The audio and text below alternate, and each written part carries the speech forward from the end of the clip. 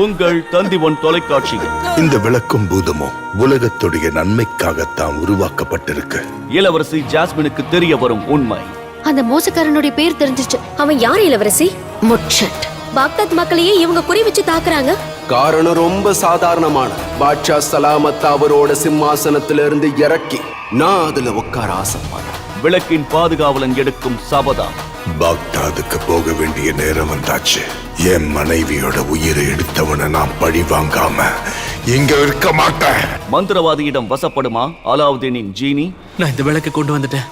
நாளைக்கு அந்த விளக்கில் இருக்கிற பூதமோ சிம்மாசனமோ எனக்கு சொந்தமாக போகுது. அலாவுதீன் வியாழன் மாலை 6 மணிக்கு. Catch us on TV, Thandione app, thandione.com and YouTube.